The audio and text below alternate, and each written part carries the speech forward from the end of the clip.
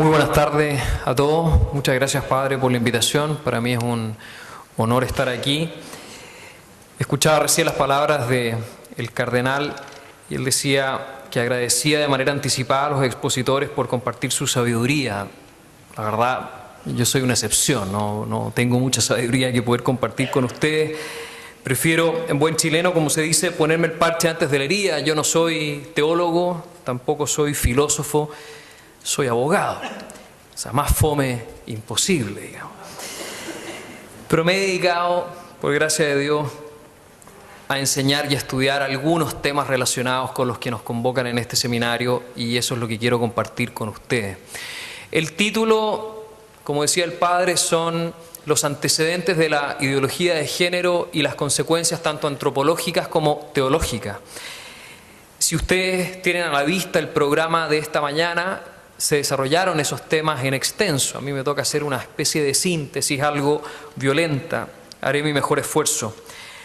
Ahora bien, pienso lo siguiente como punto de partida para saber a qué nos estamos enfrentando cuando se habla de la ideología de género, y asumiendo que, al menos en principio, todos entendemos que no es algo muy bueno, o incluso podríamos derechamente decir que es algo malo, me parece que lo correcto no es centrarse tanto en lo malo, porque esto es de pura lógica. Para entender bien en qué consiste un mal, en realidad lo que hay que hacer en principio es conocer el bien al cual ese mal se opone, ¿cierto? Es muy difícil distinguir y diagnosticar, por ejemplo, la gravedad de una enfermedad que afecte, estoy inventando, al pulmón, si no sabemos qué es el pulmón y para qué sirve el pulmón. Por eso es que quiero partir señalando algunas cuestiones fundamentales sobre el bien de la persona humana, el bien de la familia, el bien del matrimonio, incluso el bien de Dios mismo, creador tanto de la persona como de su inclinación natural al matrimonio y la familia, porque en base a eso es posible, por contraposición, comprender muy bien el mal y la entidad del mal que hoy día estamos enfrentando. Ya les dije que yo no soy teólogo, por lo tanto pido desde ya excusas por los errores en los cuales puede incurrir. Partamos hablando hoy de la persona humana. Aunque también existen las personas divinas, los ángeles también son personas. El término persona. No pretendo ahora desarrollar la riquísima historia y tradición que existe en el pensamiento occidental y particularmente en el pensamiento católico sobre el término persona. Ya desde el concilio de Calcedonia, en que se discutía qué significa ser persona para resolver cuestiones tan complejas como que Dios es uno y trino, un solo Dios pero tres personas. Y a su vez, respecto a nuestro Señor Jesucristo, que es verdadero Dios, verdadero hombre, por lo tanto, dos naturalezas, la naturaleza divina, la naturaleza humana, pero una sola persona. ¿Qué significa ser persona? Imagínense en esos momentos las disputas, tanto filosóficas como teológicas, al respecto. Bueno, desde ahí viene este término, persona. ¿Qué significa ser persona? Lo primero que hay que aclarar es que ser persona no es un concepto universal. Cuando yo digo hombre, bajo ese concepto hombre puedo reunir, puedo agrupar a todos los individuos de la misma especie. Lo mismo cuando digo árbol, lo mismo cuando digo perro o cuando digo silla. Todos los conceptos, por ser abstractos, son universales y permiten agrupar en ellos a todos los individuos que realizan esa misma esencia. El término persona, es cierto, permite de manera indirecta, podríamos decir, designar a todos los individuos que tienen naturaleza racional. Pero en realidad el término persona designa algo mucho más preciso que esa naturaleza o esa generalidad. El término persona refiere al sujeto que tiene naturaleza racional, no a su naturaleza, sino al mismo sujeto, al subsistente en naturaleza racional. Y a partir de esto es que los autores que han escrito muchísimo, reflexionado muchísimo sobre esto, han establecido algunas, podríamos llamar, notas distintivas de la persona. Yo quiero aquí referir algunas, muy sencillas. Este subsistente, singular, distinto, que tiene naturaleza racional, es autopresente a sí mismo. Esto suena un poquito rimbombante, pero todos nosotros tenemos la experiencia, fíjense, de la propia conciencia.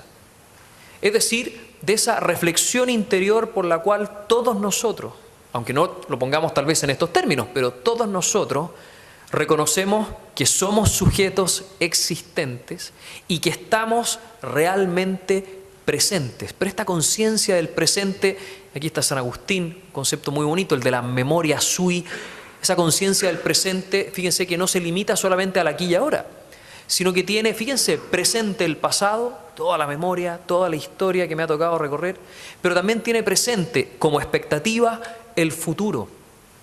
Esta autoconciencia, la memoria propia del ser personal, cosa que no existe en ningún animal, ni en ningún otro ser vivo, solamente la persona. Es tal su autopresencia, ese tenerse presente a sí mismo, que tiene esta conciencia tanto del tiempo y su existencia en el presente, con reminiscencia al pasado y proyección al futuro.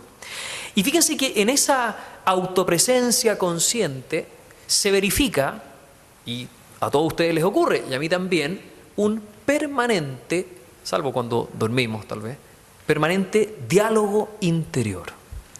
La persona conversa con sí misma. No estoy hablando de conversar con un amigo imaginario, sino que el tener conciencia de sí mismo implica un permanente diálogo interior. De hecho, perdonen la síntesis que estoy haciendo aquí, pensar es una permanente locución interior e íntima. Cada vez que nosotros pensamos, estamos hablando interiormente. Eso también es específico de la persona. Y fíjense, esto es muy importante porque permite conectarlo con esa singularidad que antes refería, exclusiva del ser personal. Ese diálogo interior, esa reflexión permanente en la autoconciencia que tiene la persona, es estrictamente íntima. Si yo no la doy a conocer, esa vida interior, por un acto libre, porque quiero compartirla, porque quiero darla a conocer, nadie más que yo, y Dios, por cierto, que está presente, pero no voy a entrar en eso ahora, nadie más que yo es capaz de conocerla. Mi señora, que me conoce, obviamente, tal vez me ve la cara y dice, ya sé lo que estás pensando. Y a veces le achunta, pero a veces no. Ese diálogo interior es estrictamente íntimo, y de ahí que fíjense, esto es una paradoja. Muchos autores han sostenido que una propiedad fundamental del ser personal es que es incomunicable. Esto no quiere decir que no se pueda comunicar con otros, sino que esa vida personal estrictamente íntima, en rigor, es incomunicable, salvo que, como les decía, yo libremente quiera compartirla con otro. Ahora, ¿de dónde viene esta autopresencia singularísima que se traduce, como les decía, en este diálogo interior y en esta vida estrictamente íntima, la vida personal? Y perdónenle el nombre un poquito rimbombante, la perfección constitutiva de la persona. Cuando yo les decía que no hay ningún animal capaz de esto, bueno, con mayor razón tampoco los seres que no están vivos, los seres inertes. Cuando decimos que la persona, citando a Santo Tomás de Aquino, es lo dignísimo en la naturaleza, lo dignísimo, estamos diciendo que es el ser más perfecto. Y todas estas notas esenciales que yo les estaba comentando, precisamente permiten concluir y comprobar que efectivamente es así. La persona constitutivamente es tan perfecta que es capaz de tener esta autopresencia, diálogo interior, vida íntima, personal, estrictamente incomunicable. ¿Y dónde viene esa perfección constitutiva? Santo Tomás diría del acto de ser personal. ¿De dónde viene? Por cierto que ninguno de nosotros se ha dado a sí mismo la existencia, ninguno de nosotros se ha dado a sí mismo el existir como un ser personal, como persona. Es algo radicalmente recibido. Ese acto de ser constitutivo de la perfección del ser personal es lo más propio que cada cual tiene, y ahí se arraiga esa vida personal estrictamente íntima, pero asimismo, siendo, fíjense, una paradoja, lo más propio es lo más radicalmente recibido. Lo hemos recibido. Y de aquí sale una conclusión muy importante. Hemos recibido aquello que nos constituye en cuanto persona por un acto puramente gratuito. Ninguno de nosotros, y sabemos que estoy hablando de Dios, cierto Creador que nos ha dado la existencia, nos ha comunicado el ser, ha participado el ser, ninguno de nosotros fue a negociar con Dios y a establecer una suerte de contrato según el cual Dios nos dio lo que definitivamente nos ha constituido como seres personales. Es pura gratuidad. Es puro don. ¿Qué significa esto? Nota clave del ser personal. Lo más radicalmente suyo, su acto de ser, que lo hace ser más perfecto y dignísimo en el orden de la creación, es lo más radicalmente recibido por un don. Vamos a volver sobre esto, porque constitutivamente la persona es un ser que existe por el don y para el don. Recién les decía, por Dios, ¿cierto? Dios es la causa de la existencia de la persona. Y este Dios, no pretendo aquí desarrollar esto en extenso, es imposible, el tiempo no lo permite. Ustedes saben, Dios es acto puro, ¿cierto? No tiene ninguna limitación, ninguna imperfección, ningún accidente, es pleno, su esencia se identifica con su propia existencia, en fin. Bueno, ese Dios es plenamente comunicativo, difusivo. El bien es difusivo, dicen los clásicos, y Dios es sumo bien, la bondad. Y efectivamente, es tal la difusividad, la comunicatividad de esa plenitud divina, del acto puro divino, que fluye, sale de sí, se da. Y esto es clave, porque permite comprender, y por cierto que aquí yo no voy a agotar el tema, para nada, estoy solamente poniendo algunos titulares arriba de la mesa, permite comprender que Dios es unidrino. Fíjense, Dios Padre es constitutivamente Padre. La paternidad divina no es un accidente que se sobreañade cuando entra en relación con el Hijo, como nos ocurre a todos nosotros. Recién el Padre decía, yo tengo 6 hijos, todos hombres, y no es broma, todos hombres hasta ahora. Y yo me hice papá cuando fue concebido mi primer hijo, y por relación y referencia a él, fíjese, sobreañade a mi existencia, como Álvaro Ferrer, como un hombre casado, la paternidad. Pero en Dios no es así, porque a Dios no se le puede sobreañadir absolutamente nada. Dios es constitutivamente un ser relacional. Dios, relación. Y esto es muy importante para entender a la persona, porque la persona ha sido creada a imagen y semejanza de Dios. No somos Dios. Está claro que no somos Dios y la distancia es infinita, pero hay una semejanza muy importante. Y yo quiero poner esa semejanza, que desde luego no se agota en lo que yo les estoy planteando, pero sí ahora quiero anclarla en esto. Dios es relación, no es que tenga relación, no. Dios es relación y la persona que constitutivamente existe por y para la donación ha sido creada a su imagen y semejanza. ¿Qué implicancia tiene esto? Para entender muy bien a la persona humana. Si ha sido creada a imagen y semejanza de Dios, si su acto de ser es lo más radicalmente recibido por un don y para el don, bueno, esa imagen y semejanza se traduce en que la persona existe para la relación. La persona no es relación, pero existe para el don, para la relación a imagen y semejanza. La persona está constitutivamente creada para el don de sí misma y la persona está, por esa misma razón, constitutivamente ordenada a entrar en relación con otras personas. A través del don, pero también a través, y esto es muy bonito, de la aceptación del don que hace otra persona. Porque la otra persona es tan persona como yo y por lo tanto tiene la misma ordenación constitutiva a salir de sí misma, a darse y a entrar en relación. Por lo tanto, yo salgo de mí libremente por esta ordenación, inclinación al don personal y me encuentro con otra persona que hace otro tanto, porque es tan persona como yo.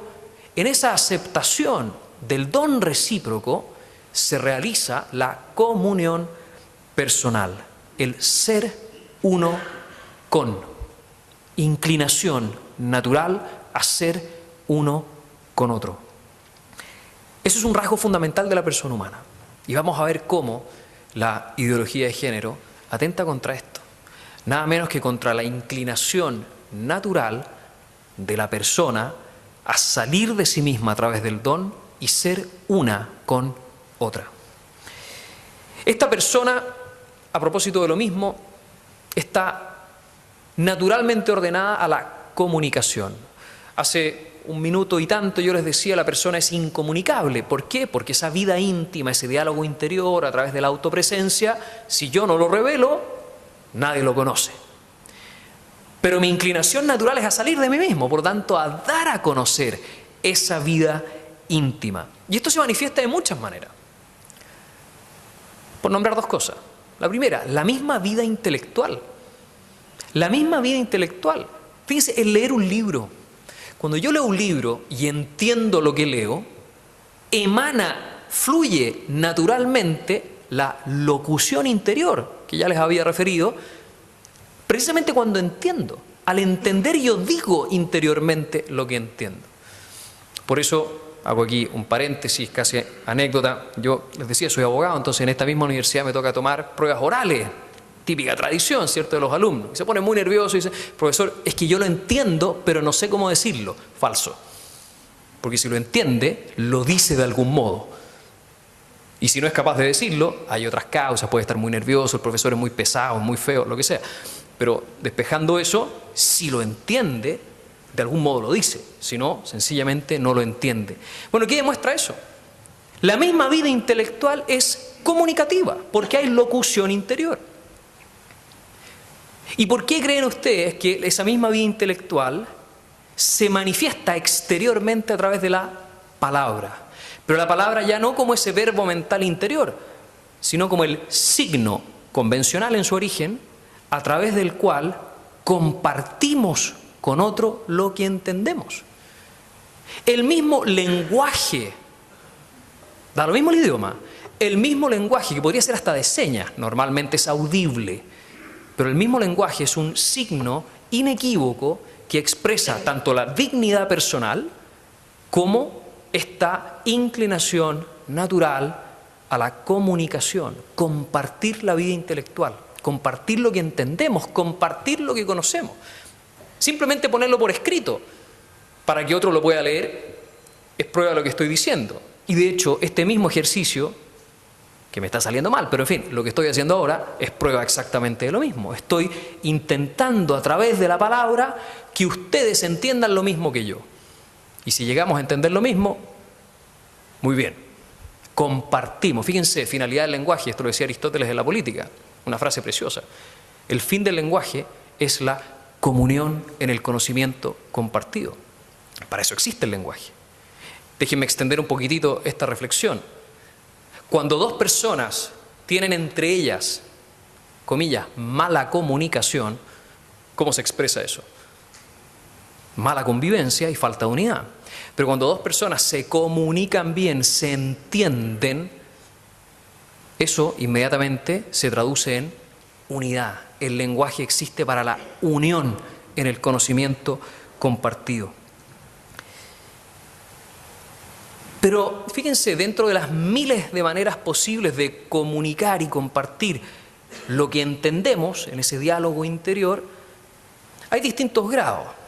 Yo puedo compartir con ustedes lo típico, cuando uno no conoce mucho a alguien y no hay mucha amistad, voy a ir hacia la amistad, hablemos del clima, de que se cayeron los árboles, que se cortó la luz, que nevó fuerte en Santiago, en fin. Hablamos de lo común, y está bien, no estoy diciendo que eso esté mal, de suyo no es malo. Hablamos de lo común, pero con las personas con las cuales yo tengo un trato más íntimo, puedo hablar de lo común, pero normalmente no hablo solo de lo común. ¿Qué es lo que comparto? Mi propia vida personal.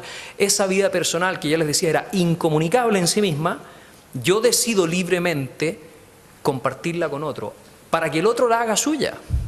Y a su vez ese otro comparte conmigo su vida personal, yo la hago mía, y eso que tiene como efecto la unión en la amistad. Esta inclinación natural propia de la persona a la comunicación, y vuelvo atrás, porque nuestro mismo acto de ser está constituido por donación y para la donación, finalmente apunta ¿a qué? A la comunicación de la vida personal en la amistad. Estamos hechos para ser amigos, para vivir íntimamente la amistad, y no solo para hablar de fútbol, y no solo para hablar de las cosas comunes, que no tiene nada de malo, sino ante todo para compartir la vida íntima, la vida estrictamente personal. ¿Y cómo se manifiesta eso? Bueno, la inclinación natural a amar. Porque la amistad es eso, es una forma de amor, no cualquier forma de amor. Y aquí hago un paréntesis rápidamente sobre los distintos tipos de amor. Y aquí no estoy inventando nada, lo que se ha enseñado por siglos y siglos. En primer lugar está ese llamado amor de concupiscencia, que es un amor de deseo por el cual yo busco un bien para mí, que en principio no tiene nada de malo. Todos nosotros tenemos una natural inclinación a buscar bienes para uno mismo. Por eso comemos y así tantas cosas, ¿cierto? Pero está claro que la inclinación al don de la cual vengo hablando no puede limitarse solo al amor de concupiscencia que busca bien para uno, porque fíjense que ya no hay un salir de uno mismo y proyectarse, no, sino que es todo con miras al mismo ombligo. Hago como que salgo, pero en realidad vuelvo. Entonces no es malo el amor de concupiscencia. El problema es que el amor de concupiscencia no es todo. La inclinación constitutiva de la persona al don es mucho más que el amor de concupiscencia. Vamos un paso más allá entonces. El amor de benevolencia, benevolere. Quiero el bien, pero ya no para mí, sino que para otro. Quiero el bien para otro. Salgo de mí en un acto libre y lo que quiero es el bien del otro. Fíjense cómo esto va conversando ya con la amistad. Un tercer paso, beneficencia, benefacere, hacer el bien. No es solo desear el bien para el otro. No, esto es procurarlo en la medida de lo posible, ¿cierto? Según mis alternativas, según mis circunstancias, yo procuro el bien del otro, hago el bien al otro. No solo me quedo en los deseos, que están muy bien, voy más allá, procuro realmente el bien del otro. Un cuarto paso, complacencia. Fíjense, mi alegría, incluso puedo decir mi felicidad, se encuentra en la alegría y la felicidad del otro. Tanto así que si el otro sufre, yo sufro. Esto ordinariamente ocurre en cualquier familia. No hay mamá que pueda estar feliz si sus hijos están sufriendo. No se puede. No se puede. Y si una mamá está feliz porque sus hijos sufren, hay un desorden, digamos. Hay un problema, ¿cierto? El sentido común es bastante claro. De la concupiscencia a la benevolencia, de la benevolencia a la beneficencia, de la beneficencia a la complacencia. El resumen de todo esto, ¿qué es lo que es? Amistad. Amistad. La comunicación de la vida íntima en la amistad. Yo les decía que hemos sido creados a imagen y semejanza de Dios. Un Dios que siendo uno y trino es Dios relación. No es que tenga relación ni entre en relación. Es constitutivamente relación. Y ese Dios relación uno y trino que nos ha creado a su imagen y semejanza, hombre y mujer nos creó. Es un dato revelado. Hombre y mujer nos creó. Y a falta de dato revelado, debería ser suficiente el sentido común. Hombre y mujer nos creó. ¿Qué significa esto? Fíjense, persona humana varón, persona humana mujer. Son personas distintas. Sí, hay diferencias, ya, pero ¿dónde están esas diferencias? ¿Están radicadas en qué? En su acto de ser, que existe por donación y para la donación, para la comunicación de la vida íntima en la amistad. La diferencia no está ahí. La diferencia entre el hombre y la mujer, creados ambos a imagen y semejanza de Dios, en realidad es una diferencia accidental. Es una diferencia accidental. Es una diferencia en el modo de ser, no en el ser. En el modo de ser, en el modo en que se particulariza ese acto de ser que existe por y para la donación, por la unión del alma con el cuerpo. La unión del alma y el cuerpo. Esto es un tema antropológico muy importante. Nosotros sabemos que la persona humana es una sustancia corpórea. Todos nosotros tenemos cuerpo. Estamos en un mundo corpóreo, tenemos cuerpo. Por cierto que no somos solo cuerpo, cuerpo y espíritu, ¿cierto? Cuerpo y alma. Pero tenemos cuerpo. Por tanto, lo que la tradición clásica, desde el mismo Aristóteles, enseña sobre la constitución de toda sustancia corpórea, también nos aplica a nosotros. También nos aplica a nosotros. La famosa estructura hilemórfica, no sé si la han escuchado por ahí, entre materia y forma. ¿Qué es lo que hace que la mesa sea mesa? La materia de la cual está hecha, el color que tiene, que tenga una pata o 4 o 5 o 6, que la cubierta sea redonda, que sea rectangular, que sea cuadrada, que sea triangular. Fíjense que todo eso puede variar Y de hecho varía, porque todos nosotros conocemos distintas mesas, unas de madera, otras de piedra, otras de vidrio, otras de fierro, y todas son mesas. Entonces lo que hace que la mesa sea mesa no está en la materia de la cual está hecha, sino en algo mucho más profundo que no es material. Es el orden que se ha impreso a la materia. Siempre pongo el mismo ejemplo en clase, Lego. Todos han visto el Lego, ¿no? Las piezas de Lego. Muy entretenido el Lego. En mi casa es imposible caminar sin pisar Lego. Imposible. No se puede. Lego esparcido por todas partes. Es un desorden. Entonces, cuando yo le digo a mis niños, ordenen eso, no es simplemente agárrenlo y tírenlo a otro lugar. No, a ver, hagan algo. Y pongamos un ejemplo muy sencillo, toman 500 piezas de Lego y hacen un edificio de Lego. Es lo mismo el edificio con 500 piezas de Lego que las 500 piezas dispersas en el suelo. No es lo mismo. Del punto de vista de la materia, es lo mismo. Pero ¿qué es lo que cambió? El orden dado a la materia, la organización dada a la materia. La materia ha sido determinada de una manera distinta. Y esa determinación de la materia es tan real que cualquiera de nosotros es capaz de distinguir, sin confundirse, entre las piezas botadas en el suelo y el edificio. El orden dado a la materia, la organización dada a la materia. Bueno, lo que organiza la materia no es la misma materia. No es la misma materia, si son las mismas 500 piezas. No es la materia. Entonces fíjense que en toda sustancia corpórea hay un principio que no es material, que organiza, determina a la materia hacer eso y no otra cosa. Y esto es lo que Aristóteles llamaba la forma substancial. La mesa tiene su forma substancial y toda sustancia corpórea tiene su propia forma substancial. Pues bien, en los vivientes, en todos los vivientes, esa forma substancial que hace que sean vivientes, es decir, seres capaces de moverse a partir de sí mismos, no solo que son movidos desde fuera, sino que se mueven, lo que se llama el movimiento inmanente. Los vivientes tienen una forma substancial o principio determinante, que también se le denomina principio vital, y que ya los griegos llamaban ánima, alma, porque es aquello que anima al viviente, es el principio de su movimiento inmanente, de su movimiento vital, es el principio de sus operaciones vitales y bastante más, pero dejémoslo hasta ahí. Pues bien, volvamos a la mesa.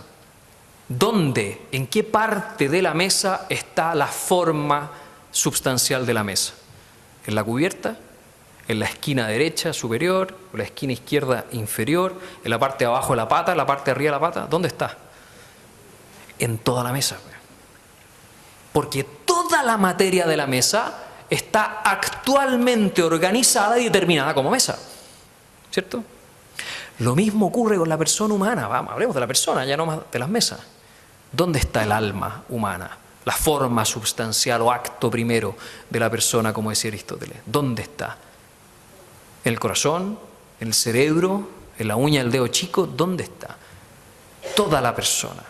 Y por eso que los clásicos hablaban de la compenetración total, integral, entre la forma y la materia. Forma sustancial, materia prima, integralmente compenetradas. Por eso es que el hombre es integralmente hombre y la mujer es integralmente mujer. El modo en que el cuerpo modaliza la existencia del ser personal, como varón, como mujer, es integral. Reducirlo al aparato reproductor es un, valga la redundancia, reduccionismo. Reducirlo a la genitalidad, como hacen algunos también hoy día, es un reduccionismo. No estoy diciendo que la genitalidad no sea importante y que el aparato reproductor no sea importante. Evidentemente que sí. Pero la persona es integralmente, y no solo por esa genitalidad o por el aparato reproductor, es integralmente hombre y mujer. Por de pronto, la ciencia hoy día corrobora estos principios filosóficos del siglo V a.C., por ejemplo, diciendo que a nivel cromosómico, en los genes entre el hombre y la mujer hay más de 6.000 diferencias. No es solamente el cromosoma XX o el Y, no. Que al parecer yo no tengo, ¿cierto? Porque todos mis hijos son hombres. No. Es mucho más profundo que eso. Integralmente hombre, integralmente mujer. Las diferencias, por lo tanto, entre el hombre y la mujer, dado que están en el modo de ser, son accidentales, no esenciales. Y esa es la razón por la cual no existe ninguna diferencia en la dignidad de uno y otro. Es exactamente la misma, si ambos son personas. Y la diferencia es puramente accidental en el modo de ser. Ahora, estas diferencias son reales. Son reales. Basta abrir los ojos y nos damos cuenta que las diferencias entre el hombre y la mujer son efectivamente diferencias reales. Si son reales, de nuevo retomo el lenguaje clásico, aristotélico, tomista, si son reales, son actuales. No son puramente potenciales, no, son diferencias aquí y ahora, son diferencias reales, son diferencias actuales. Esto es muy importante, porque todo lo que es en acto es comunicativo, es difusivo. De hecho, todos los seres actúan en cuanto están en acto. Si algo no está en acto, sencillamente no existe, de la nada nada sale. Por eso es que las diferencias que existen entre el hombre y la mujer, que repito, son diferencias accidentales, existen también, en cuanto son reales, para la comunicación. Entonces, fíjense que las diferencias reales entre el hombre y la mujer, aunque sean accidentales, dicen mucho de por qué Dios los creó hombre y mujer. No simplemente para que exista una diferencia, no, sino para que a través de esa diferencia y por esas diferencias podamos recíprocamente complementarnos y comunicarnos mejor. Fíjese cómo esto conecta con la estructura ontológica de la persona que está ordenada siempre a la comunicación y a la vida personal de amistad. Esto es muy importante. La diferencia corpórea sexual que existe entre el hombre y la mujer, que es una diferencia accidental, pero real, es una condición, y esto es clave, condición para una amistad tan comunicativa que se trasciende a sí misma. Y ustedes saben a qué me refiero.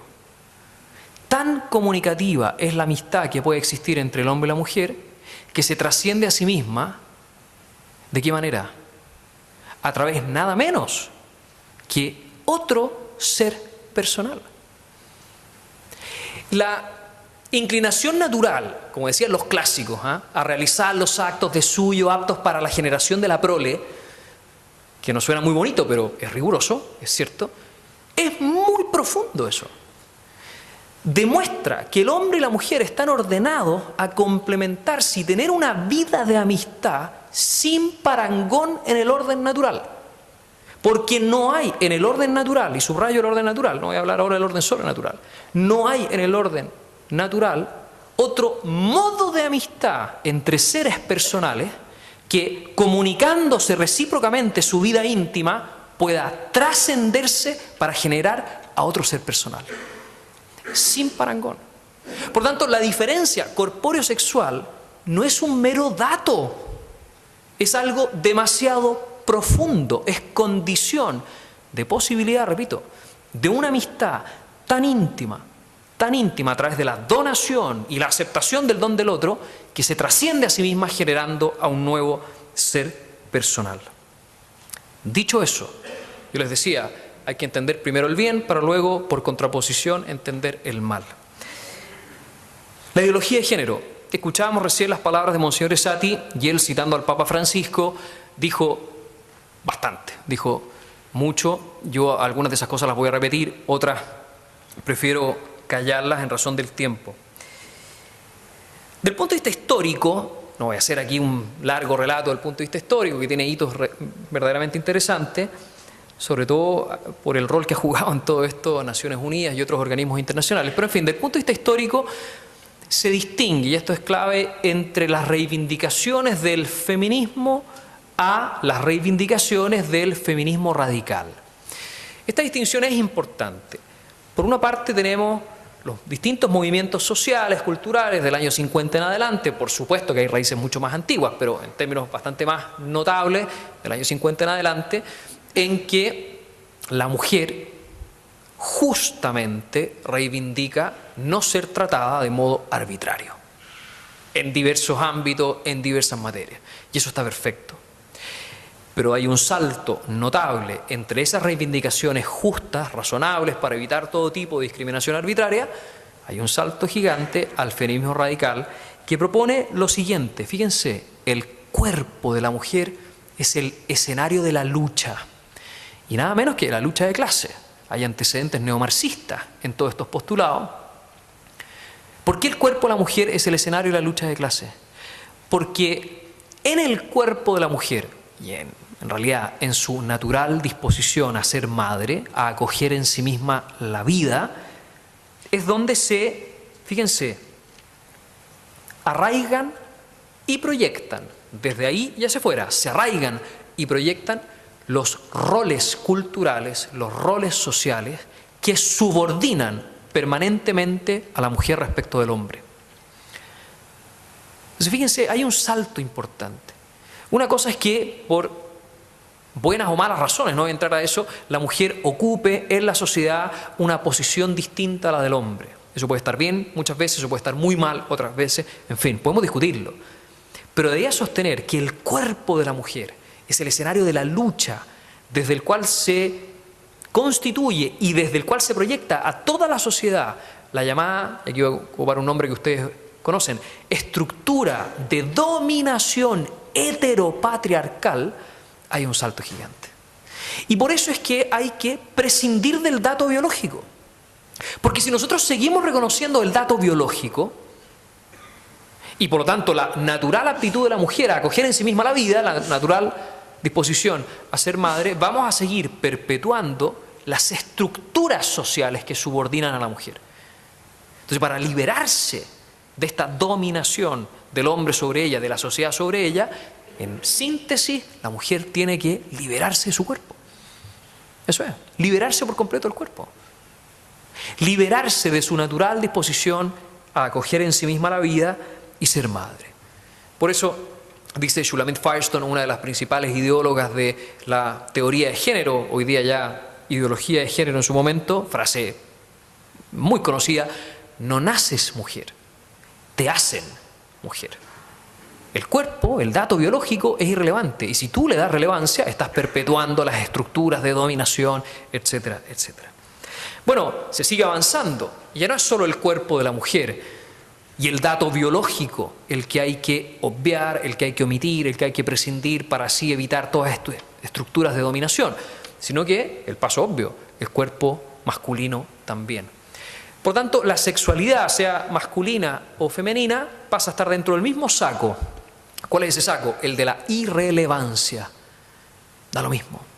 Y por eso es que se distingue entre el sexo, que es un dato meramente biológico, que no es relevante, y el género, que es el rol cultural, producto de la cultura, según el cual hombres y mujeres tienen que ocupar distintas posiciones en la vida social y tienen que subordinarse a esas posiciones.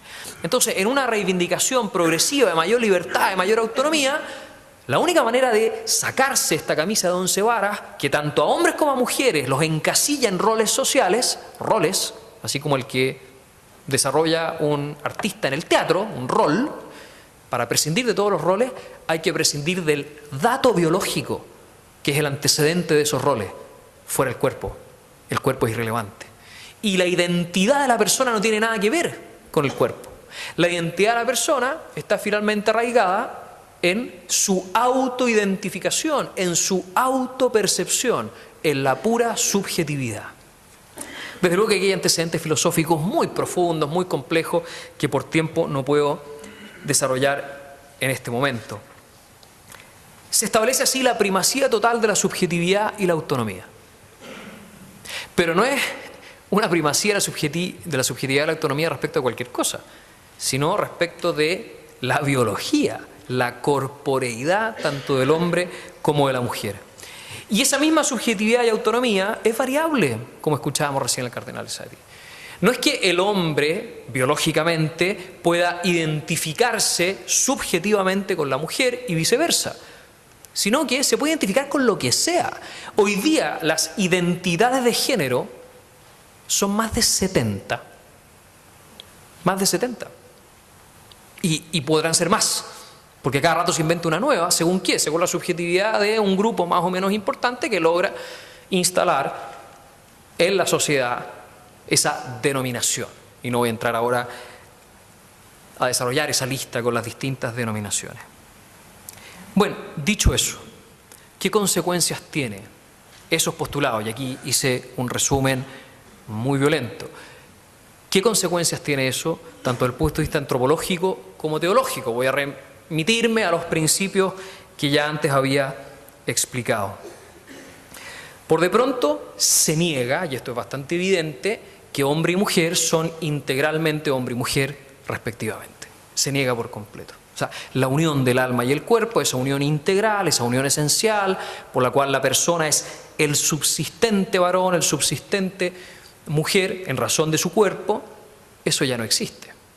La integralidad de la persona es completamente desechada. Y por esa misma razón se instala, aunque no esté en la intención de quienes postulan estas ideas, pero se instala, y vamos a ver las consecuencias que son bastante claras, un desprecio por esa complementariedad corpóreo-sexual que existe entre el hombre y la mujer. Desprecio, repito, por esa complementariedad. Pero esa complementariedad, yo les decía, era la condición de posibilidad de una amistad sin parangón que trasciende a sí misma en el surgimiento de un nuevo ser personal, ¿cierto? O al menos está orientada a eso, si tal vez no surgen hijos, bueno, pero al menos está orientada naturalmente a eso. Cuando decimos que se desprecia la complementariedad, en realidad lo que se está despreciando es nada menos que esto. Es decir, se establece en la sociedad y luego se recurre a las leyes para limitar nada menos que la amistad personal y trascendente. Se la limita por completo. ¿Cómo? En términos súper concretos, atacando a la maternidad. Sistemáticamente hay que atacar a la maternidad. Fíjense que hay países que han suprimido la celebración del Día de la Madre. Claro, porque el simple hecho de recordarlo como si fuera algo bueno es de nuevo seguir encasillando a la mujer en este rol de dominación, etcétera, etcétera. Ataque a la maternidad. Por supuesto, ataque al matrimonio.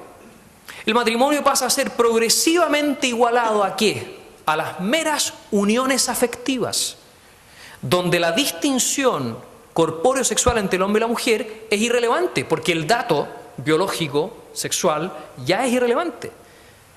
Por eso que puedan existir hoy día matrimonios entre personas del mismo sexo, si se fijan, es una consecuencia lógica de lo anterior. Por eso siempre se dice que cuando se conceden los principios, se conceden también las consecuencias de la aplicación práctica de, ¿qué cosa? Los principios que reemplazaron a los anteriores, porque no es que sacamos un principio y no hay ninguno, no, siempre es reemplazado por otro.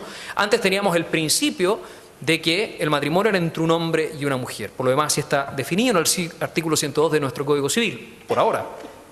Pero sacamos eso, y dado que la complementariedad sexual entre el hombre y la mujer es irrelevante, se sustituye por otro principio.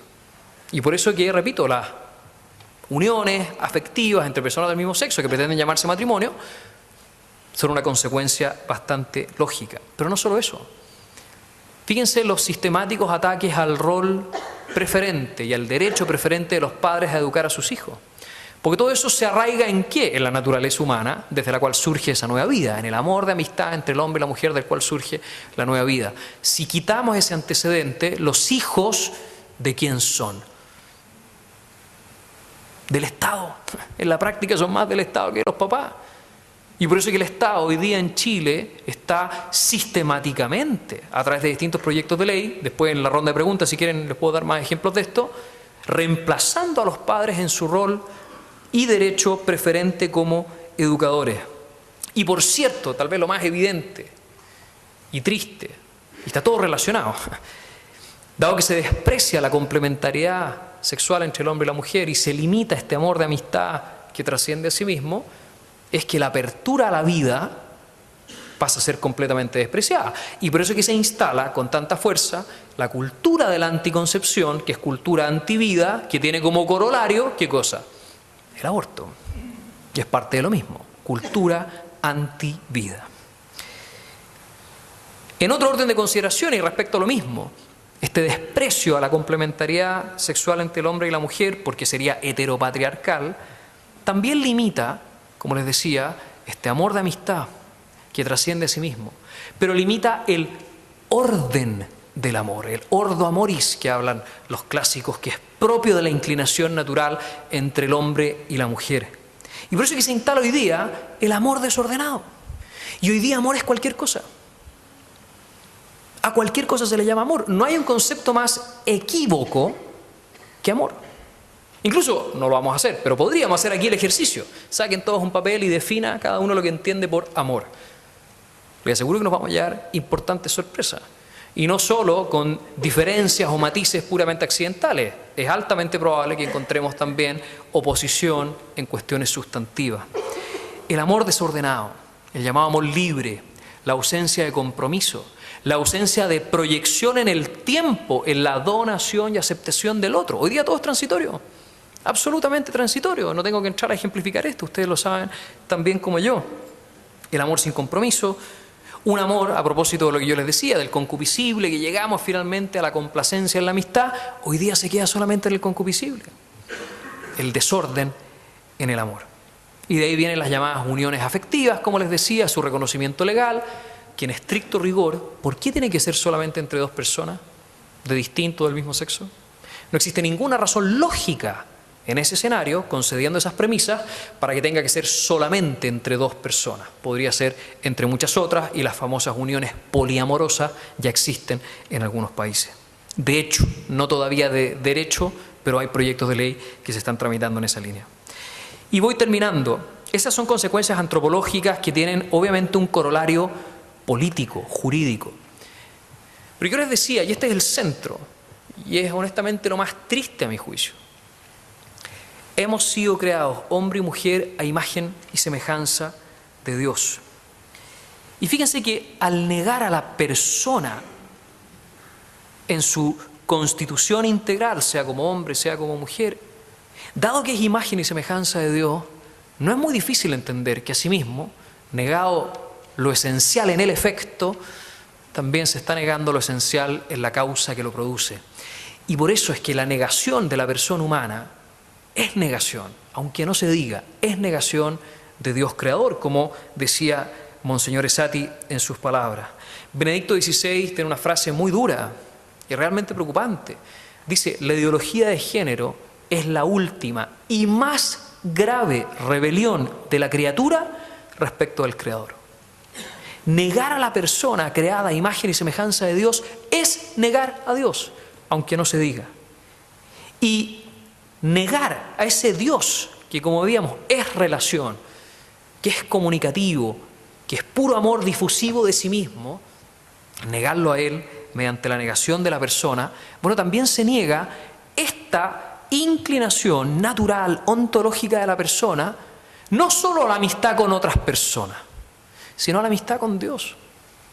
Y por eso es que lo que se va instalando a través de todos estos proyectos de ley, etcétera, etcétera, fíjense, en palabras de Juan Pablo II, es un mundo sin Dios, un mundo en el cual se hace progresivamente más difícil, no imposible, pero progresivamente más difícil a la persona entrar en esa vida de amistad con Dios.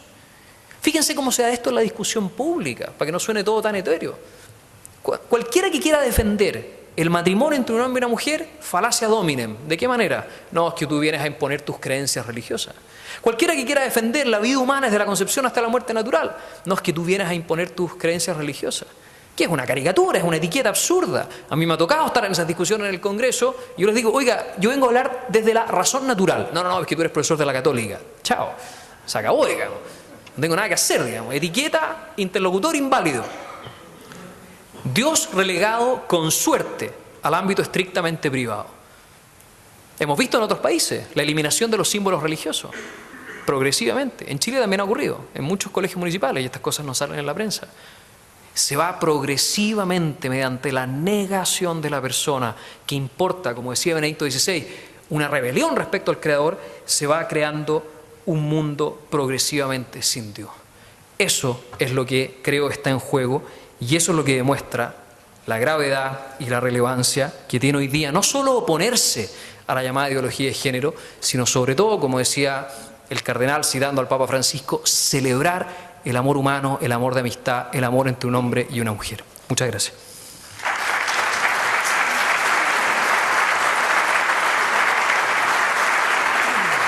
¿Te parece que hacemos una pausa y volvemos para preguntas? Los voy a invitar a que hagamos una pausa de 10 minutos y en esos 10 minutos podamos formular algunas preguntas, las podamos formular por escrito mejor y se las pasamos, ¿no es cierto?, a Álvaro para que las pueda contestar en el resto que nos queda de tiempo. ¿Les parece? Entonces, bien, le he pasado las preguntas a Álvaro. Él va a intentar responderlas todas. Le hemos hecho una mirada rápida. Y vamos ahí, se han tomado las que son más englobantes e importantes. No quiere decir que hay algunas que se repiten. Entonces, todo suyo, profesor. Ya, hay harta cosa. Vamos a ver cómo avanzamos. Primera pregunta dice, ¿qué pasa con los transexuales? Este es un tema especialmente complejo. Lo primero que quiero decir al respecto, hay que hacer algunas distinciones. La persona que se autodefine como transexual es aquella que, según su autopercepción subjetiva, se identifica como persona del sexo opuesto. No es una persona que tenga, por ejemplo, un problema de desarrollo genital incompleto. Tampoco es una persona que tenga como problema a nivel orgánico, biológico, lo que hoy día se denomina síndrome de hermafroditismo, es decir, que tiene órganos sexuales masculinos y órganos sexuales también femeninos, desarrollados en distinto nivel unos y otros. No estamos hablando de eso. Estamos hablando de una persona, del punto de vista corpóreo, perfectamente sana, perfectamente normal, pero que en su mente se identifica como una persona del sexo opuesto. Yo les sugiero, porque el tema es largo, leer, lo pueden bajar entero de internet. Hay una página que se llama The New Atlantis. El que quiera tomar nota, que tome nota. Y en es una revista norteamericana en la cual se publicó un estudio sobre transexualidad, que lo que hizo, es muy interesante, fue revisar toda la literatura científica disponible y analizarla en su mérito, para ver si realmente, conforme a la literatura disponible hoy día, se puede hablar o no en los términos que esa misma literatura propone y sostiene. Y la respuesta categórica, y así respondo a esta pregunta, ¿qué pasa con las personas transexuales? La conclusión que ustedes pueden leer en ese informe, hay un resumen ejecutivo y el informe entero tiene casi 400 páginas, dice, no existe ninguna evidencia científica que permita afirmar que existe algo así como una persona transexual. Lo que sí existe es el trastorno, que todavía está reconocido por la OMS y el famoso DSM, que es el Manual de Diagnóstico de las Enfermedades Psicológicas y Psiquiátricas que utiliza la APA, la American Psychiatric Association, el trastorno de disforia de género. Antes se le llamaba trastorno de identidad de género, ahora se le llama trastorno de disforia de género. Eso es lo que dice la ciencia. Pero, mucho más importante que lo que dice la ciencia, es el dato antropológico que ya vimos. La compenetración total, integral, del alma y el cuerpo, tanto en el hombre como en la mujer. Por eso, y lo afirmo de manera muy responsable, no existe algo así como una persona transexual. Lo que existe es una persona que se identifica en su mente con una persona del sexo opuesto. Pero no podemos decir que constitutivamente pueda ser un alma masculina encerrada en un cuerpo femenino o viceversa. Eso antropológicamente no es sostenible. No es sostenible. Y se llega a cuestiones que son bastante más extremas. Incluso en Chile hay una asociación que así lo promueve.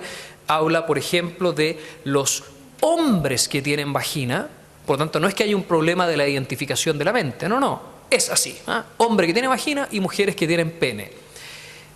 Sabemos, no solo desde el punto de vista biológico, que eso no es posible, sino que, repito, lo antropológico es más importante. No es posible que el alma humana esté encerrada en un cuerpo con el cual no esté compenetrada integralmente. Esa respuesta creo que es importante tenerla a la vista. Es normal que exista gente homosexual. A ver, hay un dato que ha dado vuelta por muchos años que se dice que el 10% de la población en todas las épocas de la historia de la humanidad ha sido siempre homosexual. Fíjense que el último censo en Chile, con todos los problemas que tuvo y que se tuvo que hacer de nuevo, en fin, por lo tanto el penúltimo, no el último, perdón, el penúltimo estableció que la población homosexual, al menos en Chile, porque había una pregunta específica que refería a esto, era menos del 0,7% de la población. Ahora, del punto de vista cuantitativo, sean más, sean menos, yo creo que no es lo relevante. Honestamente pienso que no es lo relevante. El número podría ser mucho mayor o podría ser menor. Estamos hablando de personas con la misma dignidad, igual que todos nosotros, que no merecen ser tratadas injustamente desde ningún punto de vista. Se debe prohibir y evitar a su respecto cualquier tipo de discriminación arbitraria. Por eso no quita, y esto lo dice de manera muy clara, una carta o exhortación pastoral, corríjame padre, a los obispos para la atención pastoral a las personas homosexuales, precisamente por ser personas, tienen derecho a la verdad. Y por eso que el trato misericordioso, que tiene que existir siempre, no será jamás completamente misericordioso si prescinde de la verdad antropológica y la verdad revelada a la cual ellos tienen derecho. Y negarles ese derecho es malentender la misericordia. ¿De qué manera está entrando la ideología de género en los colegios? Mire, ya existen programas de educación sexual, en educación parvularia, sobre todo en el sector público, en los cuales se utilizan estos distintos juegos de roles en los niños. Entonces, por ejemplo, se recrean matrimonios del mismo sexo. Y son niñitos de 2, 3 años, en fin, o 4 años, que entran un hombre y un hombre tomados de la mano y todos los demás los aplauden y los felicitan, en fin, para ir eliminando cualquier tipo de estereotipo de género. Ustedes todos habrán visto y recordarán la polémica de este libro, Nicolás tiene 2 papás. Ese fue un libro que se repartió de manera gratuita y sin el consentimiento de los padres en los jardines de la Junji, que son los jardines infantiles que administra el Estado y que son, por lo tanto, los de los niños más vulnerables. Junto con otro grupo iniciamos algunas acciones legales. Finalmente la Corte Suprema estableció que no se podía repartir ese libro sin el consentimiento previo de los padres y de la comunidad educativa. O sea, había que reafirmar el rol educador y el derecho preferente de los padres. Existe la circular de la Superintendencia de Educación de hace poco más de un mes atrás que establece el modo obligatorio en que todos los colegios, sean particulares subvencionados o municipales, tienen que atender los casos de niños que se identifiquen como transexuales, obligando a los colegios, y sobre todo los colegios católicos, a, en esta materia, ir contra su proyecto educativo, a renegar de su propia antropología del dato revelado, aceptando como absolutamente normal este fenómeno denominado transexualidad o niños trans. Por tanto, estamos viendo que no solo en la educación parvularia, sino que también en la educación primaria y media, esto está entrando muy fuerte. Una de las vías que se utilizan normalmente para entrar son a través de, y esto lo digo con mucho respeto, porque me ha tocado verlo, los psicólogos de los colegios, que tienen una formación antropológica cuestionable y que con la mejor intención se ven enfrentados a estos casos de estos niños que tienen algún tipo de confusión, en fin, y no saben cómo actuar. Y sin saber cómo actuar, recurren a los expertos en ideología de género, los traen a los colegios, le hacen todo tipo de charlas, convencen a los papás y empiezan a avanzar con estas metodologías de transición según las cuales los niños empiezan a aceptar a su compañero o compañera, empiezan a cambiar los uniformes, empiezan a cambiar de curso, empiezan a utilizar los baños que no corresponden, en fin. Quiero que sepan que ese modo de actuar no es casual. Ese modo de actuar responde a un protocolo muy claro, muy establecido, que se ha utilizado en todas partes del mundo, solo que en Chile está llegando 10 años después. ¿Ya? En esto no hay que hacerse los sorprendidos de que esto avanza rápido. Esto avanza rápido porque está muy bien pensado, muy bien articulado y también digo, responsablemente porque me consta, muy bien financiado. El Papa Francisco hace poco le preguntaron por los homosexuales y él contestó que él no era quien para juzgarlo. Con esto reconoce su existencia, denota también cierta misericordia. ¿Debemos negar la homosexualidad? ¿Debemos atacarla? Ni lo uno ni lo otro, por cierto que no hay que negarla. Y cuando el Papa dice ¿quién soy yo para juzgar? Hay que hacer una distinción, y esta distinción está en el Catecismo de la Iglesia Católica. Y lo que dice el Catecismo es muy claro: la orientación sexual de tipo homosexual, es decir, la atracción afectiva y sexual, corpórea, hacia personas del mismo sexo, es un fenómeno fuertemente arraigado en algunas personas cuya causa hasta hoy es desconocida. Hay distintos estudios, pero no hay nada que sea concluyente, cuya causa es hasta hoy desconocida. Y en sí misma no constituye pecado. En sí misma no constituye pecado, sobre todo cuando no compromete la decisión libre de la persona. Porque el pecado, así como el mal moral, se predica ¿de qué? Del acto libre humano. Por lo tanto, si una persona padece, experimenta esta inclinación, esta orientación, en eso en sí mismo, en principio, no hay pecado. Sin embargo, el juicio que hace el mismo catecismo es sobre los actos homosexuales. Los actos, no la persona, no la dignidad de la persona. La persona tiene una dignidad que es incuestionable. Y por eso es que, como les decía antes, a su respecto, ningún tipo de discriminación injusta, por ningún motivo. Por ningún motivo. Pero respecto a los actos libres de esas personas, claro que se puede hacer un juicio moral, como se hace juicio moral sobre los actos libres de cualquier otra persona. ¿Me entienden? Y el juicio moral sobre los actos homosexuales es que son intrínsecamente desordenados, y esa es la razón, porque no están, fíjense, ni abiertos a la vida, ni proceden de una auténtica complementariedad, que es el tema que yo trataba antes, de la auténtica complementariedad en el hombre y la mujer, en esta amistad que trasciende en otra vida personal. Y esa es la razón, concluyo, por la cual el mismo catecismo dice que si bien la inclinación de suyo no constituye pecado, no constituye un vicio en sí misma, sin embargo, es en sí misma desordenada, porque no está orientada, no inclina a realizar actos que sean conformes a la naturaleza humana, sino que inclina a realizar actos que son contrarios a esa misma naturaleza. Esto, distinguir, muy importante, entre la persona, la inclinación y los actos es clave. Porque cuando mezclamos todo, persona, actos, condición, queda la escoba. Es necesario distinguir entre la persona, inclinación y los actos. Esto no es negar la homosexualidad, sino que es darle el trato que se le da, fíjense, a cualquier otra inclinación fuertemente arraigada en cualquier persona. En eso no hay distinción.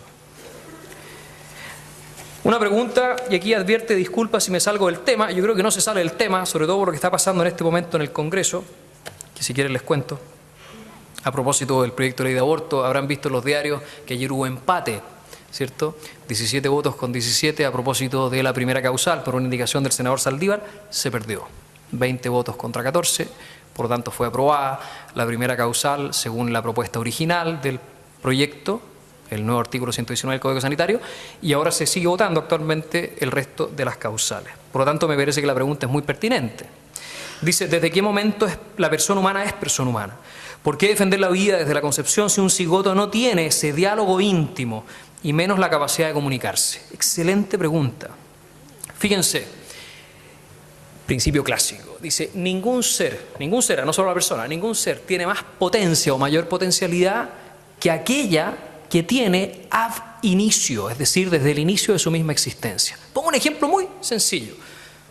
Supongamos que hoy día yo no sé tocar piano.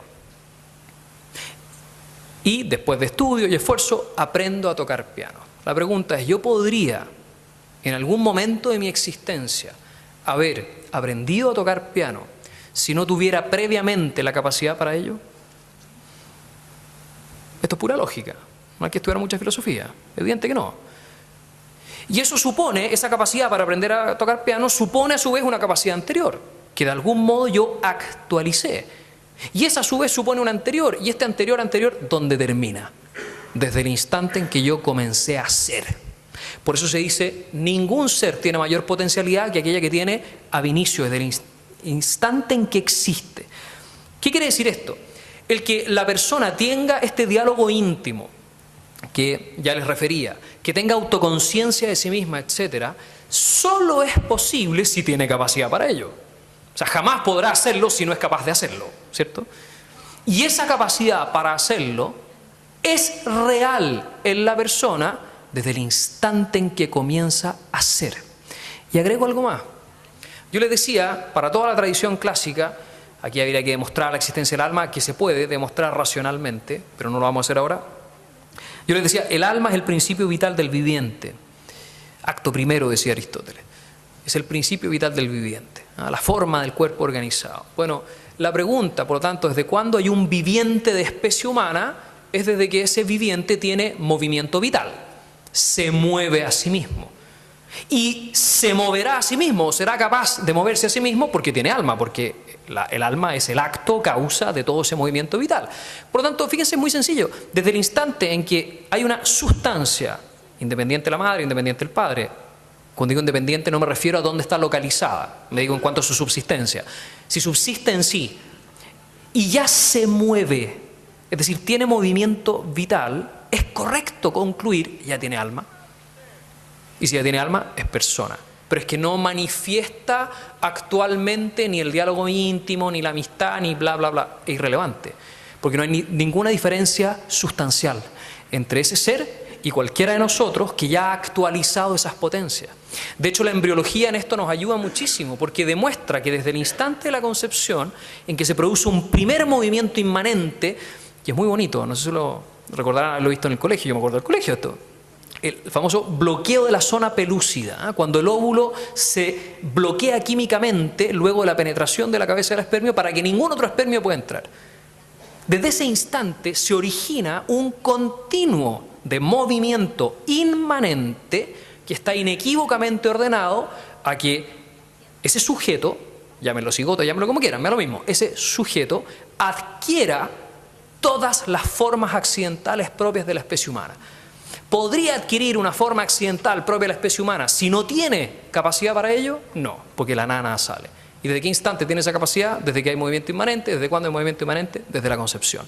Si se fijan, esto se puede desarrollar mucho más, se puede profundizar más, pero no es una cuestión de creencia religiosa sostener que desde la concepción existe persona humana.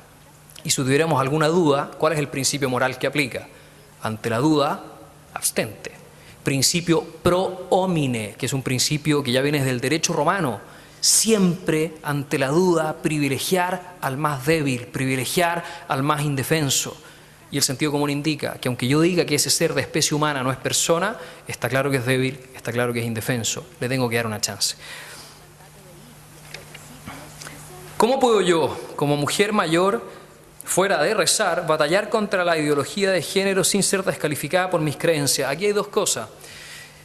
Quien haya hecho esta pregunta, lo primero que hago es agradecerle y felicitarla, porque el poder de la oración es insustituible e irreemplazable. Recomiendo mucho la lectura de la parte final de la encíclica Evangelium Vitae de San Juan Pablo II, en que luego de hacer un diagnóstico verdaderamente lapidario de las famosas estructuras de pecado, a propósito de todos los atentados del mundo moderno contra la vida humana, que no es solamente el aborto, él propone el modo en que las estructuras de pecado y la cultura de la muerte tienen que ser combatidos por la cultura de la vida.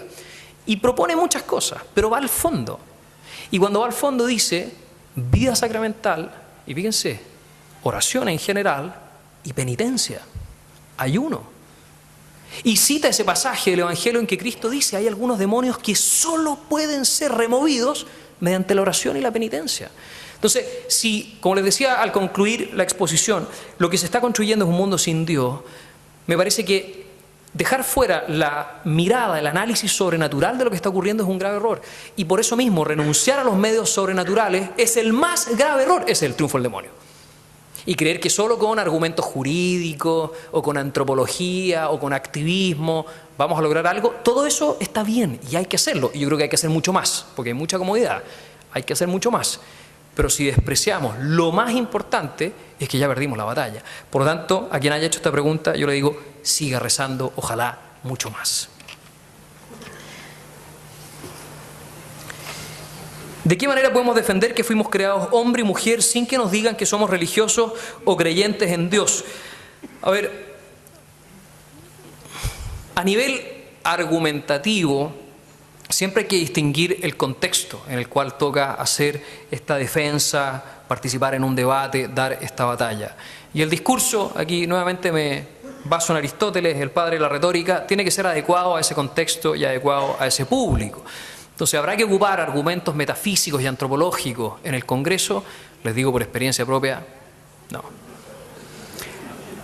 No solo porque no hay disposición, sino porque no hay capacidad.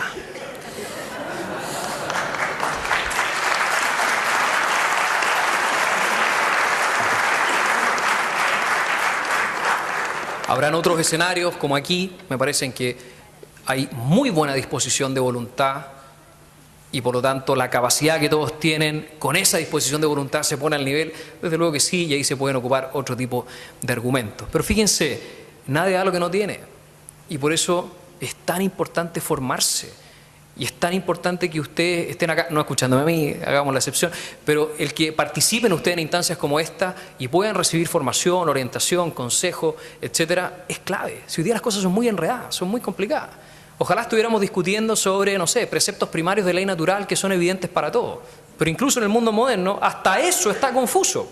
Tanto así que estamos discutiendo si las madres tienen derecho a matar a sus hijos. Entonces, hay que formarse. Hay que formarse.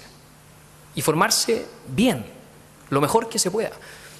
Pero nada reemplaza al sentido común. Y sé que esto lo he repetido y lo voy a seguir repitiendo, nada reemplaza el sentido común. Y por eso una muy buena recomendación de formación y de fortalecimiento del sentido común, esto es una opinión personal, padre, perdóneme, hay que leer a Chesterton. Hace bien, limpia la cabeza, limpia el alma y a uno lo pone cara a la realidad. Y la segunda parte de esta pregunta, sin que digan que somos religiosos o creyentes en Dios, ¿saben qué? No hay que tener vergüenza. Y no hay que avergonzarse. Sí, soy católico. Penca, de acuerdo, soy católico, soy creyente, creo en Dios, quiero dar testimonio de mi fe. ¿Significa que voy a ir a hablar solo desde la fe frente a un interlocutor que no tiene fe? Santo Tomás me retaría. Me diría, tú no puedes exigirle al otro que acepte a una autoridad que no reconoce. No, pues sería contrario al sentido común. Por lo tanto, voy a ocupar argumentos que sean compartidos. Y por favor, en todos estos temas que estamos hablando, nosotros tenemos la luz de la fe y es fundamental. Pero todo esto es también de razón natural. Hay una cuestión antropológica, hay una cuestión metafísica, hay una cuestión moral. Hay que conocerla, hay que utilizar esos argumentos. Pero renegar de mi condición de católico, no, no les voy a pedir perdón, todo lo contrario. Bien, y la última pregunta. ¿En qué medida se conjugan el género, el sexo y la orientación sexual de una persona si existen personas que son mujeres, heterosexuales, pero se comportan y vistan como hombres, de acuerdo con lo que usted ha planteado como correcto? ¿Se construyen o vienen dados? A ver, efectivamente, y lo decía muy claro el cardenal Esati en las palabras introductorias, hay un componente cultural del modo en que los hombres y las mujeres se desenvuelven en la sociedad. Y eso es distinto entre culturas, ¿sí? Y puede ir variando dentro de una misma cultura. Que las mujeres ocupen pantalones. Bueno, no sé, estoy inventando, hace 50 años, 60 años o 100, no lo sé, tal vez era impensable. Hoy día me parece que es lo más normal. La mujer está renegando de su propia antropología y constitución ontológica por ocupar pantalones. Me parece que no. Santo Tomás, a propósito de la virtud de la modestia, tiene un consejo clave. Cuando habla del decoro y el aparato externo de las personas, dice, no lo dice con estas palabras, pero voy a ocupar el dicho tradicional, donde fueres, haz lo que vieres, ¿lo han escuchado? Santo Tomás dice, hay que seguir siempre las sanas y buenas costumbres de los pueblos, no cualquier costumbre, sino que las sanas y buenas costumbres. Por lo tanto, si ya es una costumbre que de suyo no tiene nada de malo y no implica renegar de la constitución antropológica del hombre y la mujer, que uno ocupe tal ropa o otra ropa o este color o este otro color, yo no veo en eso mayor dificultad, siempre con prudencia, porque hay ciertos límites, ¿cierto? Hay ciertos límites. Y esos límites a veces son convencionales, están instalados en la cultura y es sensato conocerlos, reconocerlos y cumplirlos. Esa es la dimensión puramente cultural. Pero recuerden, la dimensión puramente cultural no determina lo que constitutivamente es la persona humana, modalizada, sea como hombre, sea como mujer. Eso no va a cambiar, nos vistamos como nos vistamos. Incluso, y con esto termino, el caso más dramático es precisamente de las personas transexuales que se someten a estas operaciones de cambio de sexo. Fíjense, esto no es un argumento mío, el doctor Paul Hughes era el director del departamento de psiquiatría de nada menos que el Hospital Johns Hopkins en Estados Unidos, en el cual hace décadas que se venían haciendo las operaciones de cambio de sexo. Y a él le tocaba atender a estas personas antes y después. Y después de innumerables casos, llega a la conclusión, no estamos ayudando en absolutamente nada. Nada. Y empezó una campaña importante para eliminar por completo las operaciones de cambio de sexo en nada menos que uno de los mejores hospitales del mundo. De nuevo, ahí lo que está es el sentido común. Si la persona es integralmente hombre, integralmente mujer, como dijimos, todo ese cambio corporal, que no es menor, es mutilante e irreversible, todo ese cambio cultural no deja de ser una modificación accidental, no es un cambio sustancial. Bien, en honor al tiempo, muchas gracias, que Dios los bendiga.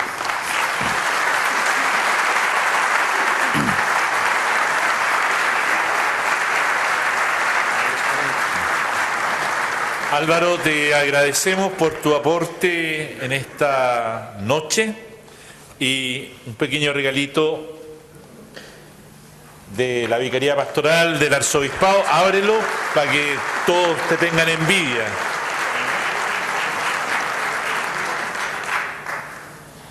No son chocolates, ¿eh?